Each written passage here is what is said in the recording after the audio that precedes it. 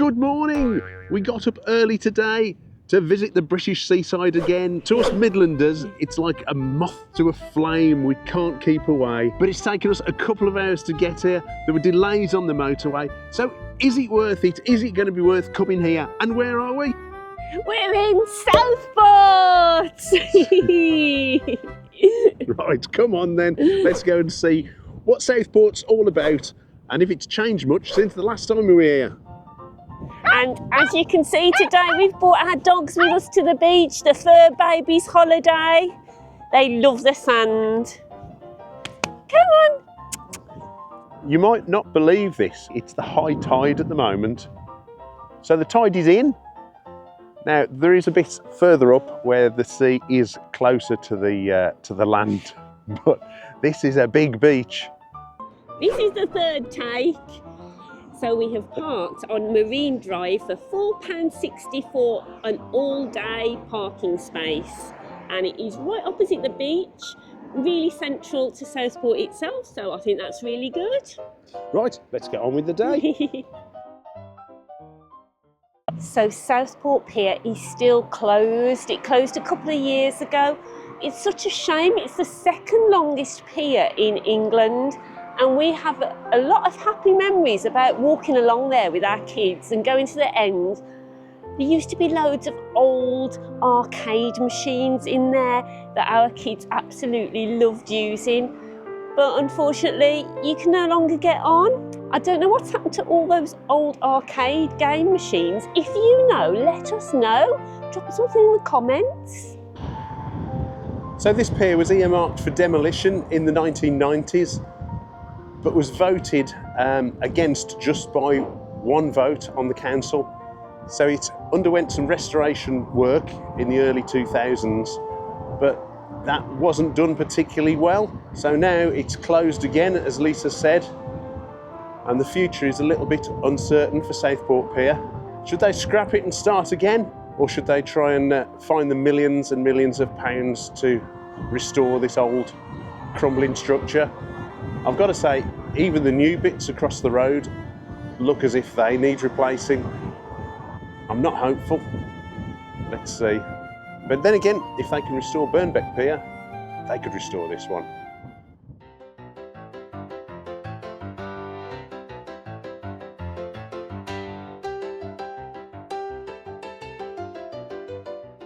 So we've started off on the 2p machines.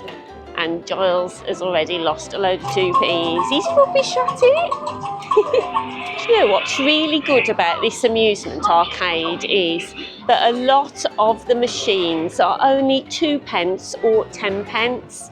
It's really good. So, you know, if you've got kids, you can come in and just give them a pound's worth of 2p's and it could last quite a while. I think that's really good. We've spent 10 minutes or so in there having a great time, and the reason we were in there is we've brought a cameraman with us today who stayed outside with the dogs for a little bit, so you can't take your dogs in there if you do bring them, so just bear that in mind. But you know, I think it's a great place because so many machines were only 2p. I've spent 40p. Right, let's go and find something free to do now.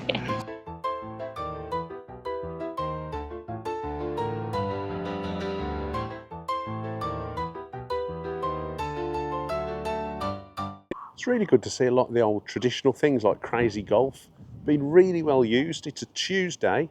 It's not even school holidays. There's loads of people using it. Looks like good fun. Got no time for that though. We've got to get on. I don't know where we're going. We're coddywampling. And that's a great word. Coddywampling is going somewhere intentionally with no particular destination in mind. Coddywampling. Well, we might have gone to the model railway village, but unfortunately dogs aren't allowed. So I wonder if that's going to be a theme of today. I did look, and Southport did seem quite dog friendly in lots of other ways, but obviously there are some attractions you're never going to be able to take your dogs. It's just one of those things you've got to be prepared for. Yeah, in fact, we're going now to two attractions that the dogs definitely aren't going to be allowed into. So we'll show you those, but that'll just be in passing. But this actual area is very nice. There was mini golf going on. There's some nice cafes. There's a large lake, and you can go on the boats there if you want. There's a playground. There's a nice flower scheme, some lovely bridges. And there's lots of information around telling you about what this place used to be like years ago. And I find that really interesting. So, you know, it's just a lovely place to wander around. Well, you found it interesting that this all used to be sea. Yeah, yeah. And then they built the fairground, I think, over here as well. I like it. You're easily pleased. That's why you married me. Yes. We're at the fair now. Well, not actually inside it, but just on the outskirts of it. And this is where the miniature railway ends. It's only open of a weekend, we think. So it's a Tuesday today. It's not running. So it looks like it's £3 for a single ticket or £4 for a return. But yeah, just a lovely traditional thing still to be going on.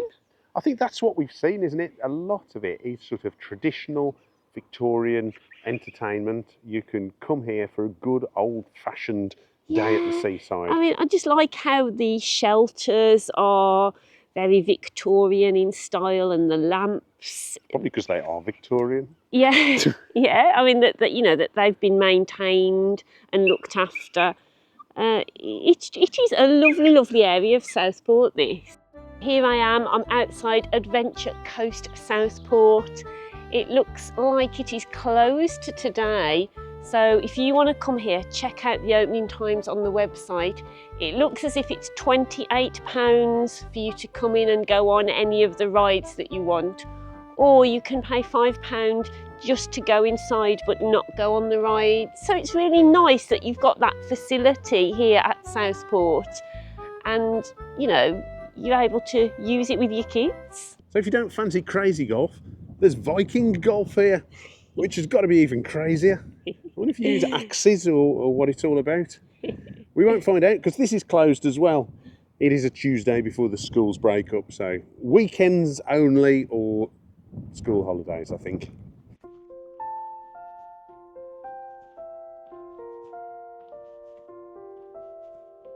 I bet my hair is a real mess, isn't it? Because it's quite windy, and I keep thinking, I bet all our viewers think, Lisa, comb your hair. I bet they don't think that about me. Anyway, we're in Victoria Park, and I have to say it's a lovely, lovely park. Really big, spacious, and lots of events take place in this park during the year, and there's a big display board telling you what's going on. It looks really good. There looks some really good stuff coming up, doesn't there? Well, there's a flower show in August, which I think is quite a big flower show. Yeah. So that seems to be quite famous. And yeah, it's a very nice flower display, actually. There's loads of graffiti in this park. When they catch that Paul Curtis, they give him what for. So, but we're walking through Victoria Park to get to a place called Rotten Row, which sounds horrible, but it's quite intrigued me. So if you want to see what the intrigue is about, come along with us and we'll take you down Rotten Row. I'm intrigued as well.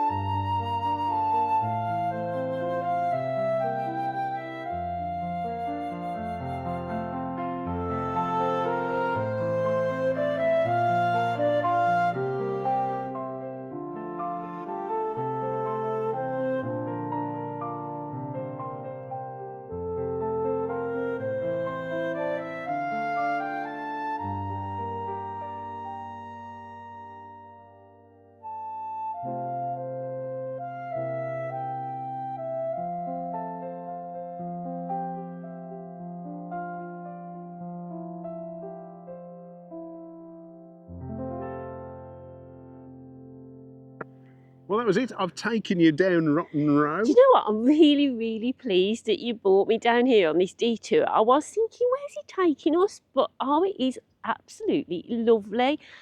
I've never actually been down a road like it, I don't think. No, so what it is, it's a hedgerow. It was on both sides. Well, it's a maintained border, and it was on both sides of the road, and it fell into disrepair. The residents took action and decided to restore it to its former glory, and it is absolutely beautiful this time of year. We are looking at July, mid-July, and there's loads of flowers, loads of plants. And there's a lot of hard work gone into it, isn't there? There and is. It's all done by volunteers. And you walk along and the smells that you get are lovely. I mean, it's just really, really great. It looks like it's quite an affluent area around here. We passed a very, very nice looking restaurant. Oh yes, Penelope's. That was very nice. Yeah, a really nice place to visit in Southport. A nice little diversion. So walk through Victoria Park and out onto Rotten Row. And now we're going back into the town to have a look at some of the Victorian shopping areas and very likely the museum and very likely a pub or two. Plus fish and chips. Come on then.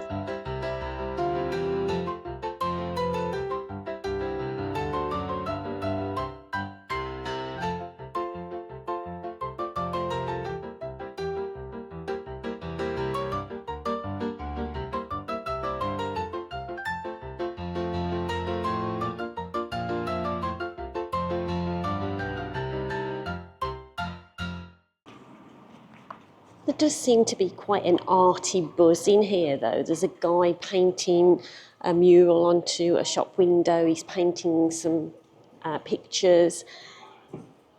It seems quite a creative place and that's really good to see. So we've had a wander along Lord Street where all the shops are. Some lovely arcades. Yeah, and it's really nice to see all of the old Victorian cast iron still there. Yeah. It's very impressive, very well maintained. Some bits, the shops are shut, but the Wayfarers Arcade was really nice. You could almost think you were abroad actually, with the lovely flowers along the front here of the street. Lots of little cafes, bars, people sitting out. Coffee culture is thriving in Southport. There's still lots going on, isn't there? Yeah. Lots of stuff. Better than a lot of town centres, I would say. Yeah, the architecture's just really nice here. You can tell it was a real affluent seaside resort at one point. Yeah, whether it's the War Memorial or the building that's behind me, it's all very impressive, isn't it? Very municipal and it is. And big and grand. The only thing we did struggle with is getting somewhere to eat with the dogs. I had seen that Southport was supposed to be very dog friendly, but quite a few sort of cafes that we tried to stop off at didn't seem to allow dogs. And of course there's a Wetherspoons, and they had chairs and tables outside the front on the public highway, but big signs stuck in saying no dogs allowed or only assistance dogs. Sorry, Mr. Tim Martin, this is one that I'm going to have to disagree with you on. Yeah. All of Wetherspoons, and I understand not going into the pub, but where it's on a public highway, to still exclude dogs is beyond the pale. Beyond the pale, I tell you. Anyway. We ended up somewhere anyway, in a lounge, a chain. You've got those in most town centres now. They allow dogs. Kilo Lounge again in a lovely building. Lovely building, yeah. And that was quite nice. I really enjoyed mine. And we are now going to the building behind us, which is the Atkinson, which is a museum, cultural centre, all the rest of it. We're going to see what that's got for us. And our dogs are staying with the cameraman because dogs aren't allowed in here either. No dogs allowed. It's a good job we brought a babysitter with us. Come on, let's go and have a look, see what it's all about.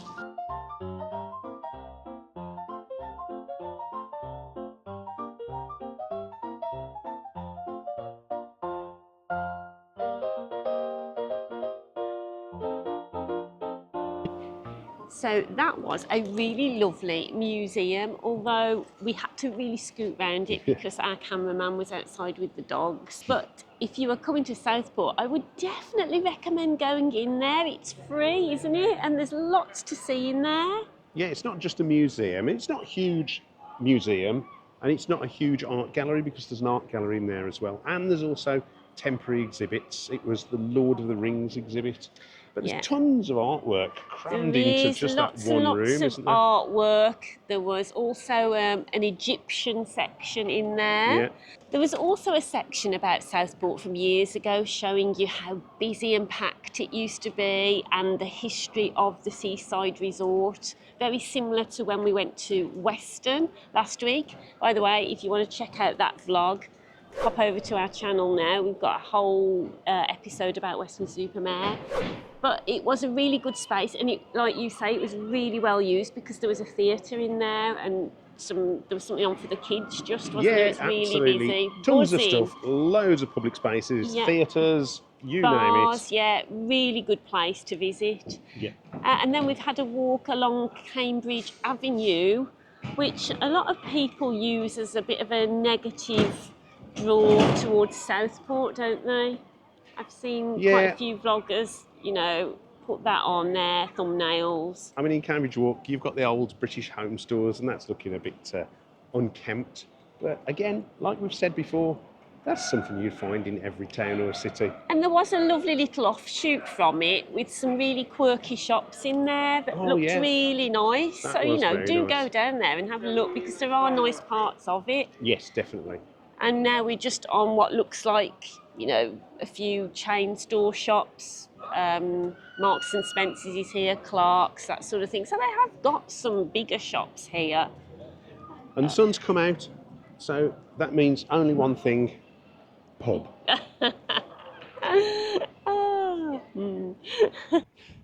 So we stopped for a quick pint.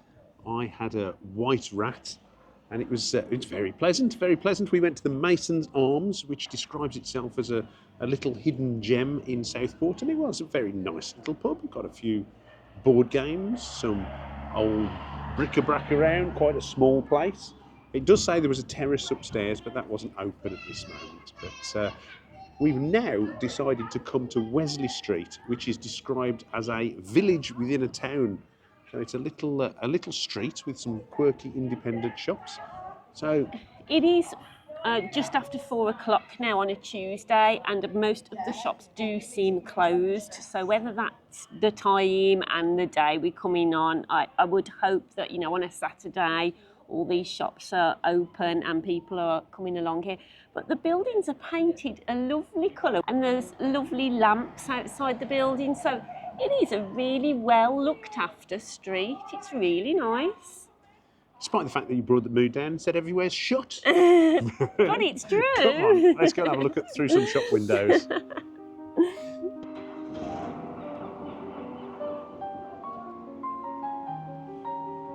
Gemma.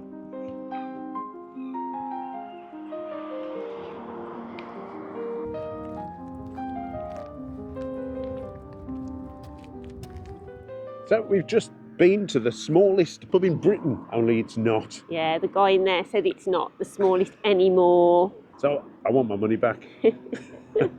But that was fine. That was a nice little distraction, literally.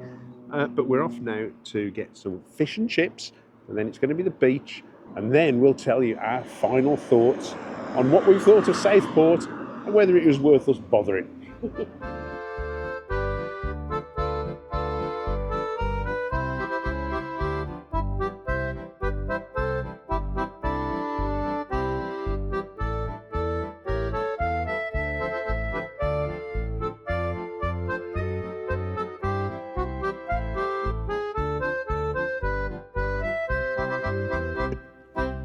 So, as is tradition, we've just had some fish and chips from Jackson's Fish and Chip Shop.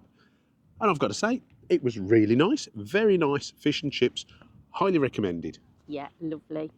And that ends our day in Southport. What did you think of Southport? Well, the question is, was it worth it? Was it worth the effort for us to drive 2 hours through horrendous traffic and accidents to come to the seaside?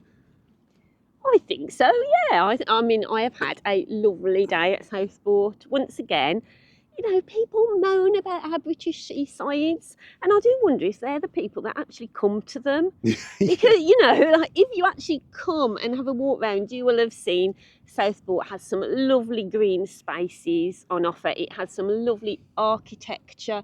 It's got some lovely independent shops, places to stop and have a beer. The beach, okay, may not be the best, but there's some lovely walks around here, and when the sunshine is out, what better way to come and get some fresh air and, you know, give our British seasides a bit of money? What do you think? Absolutely. I've had a cracking day today. Again, Western last week was really good. Southport, and I just think, why don't we do this more often? Definitely. It's been worth the 2-hour drive. We've had a nice day, we've got some fresh sea air, and Southport itself has got that old Victorian feel to it. You can still have a really traditional seaside day out here.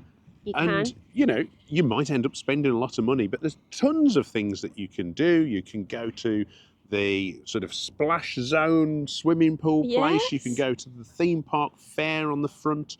You can spend your money in the amusement arcades. You can go on the miniature railway. There is just tons and tons of stuff to do, as you'll have seen. Yeah. So highly recommended coming to Southport. And you can come and not spend money if you want. If you just want to come and have a lovely walk around the lakes, in the park, Yeah. down that Rotten Row.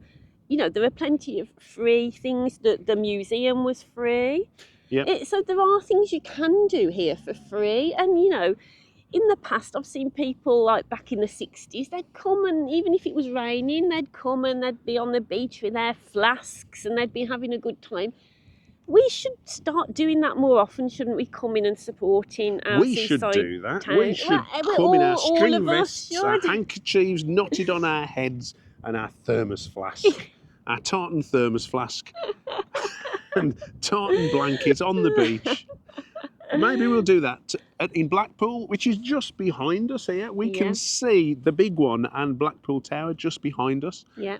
But Southport has got a lot to offer. Yeah, and there's people on the beach now again, exercising their dogs, playing with their kids, having a good time, lovely weather. And I would actually come here for more than a day.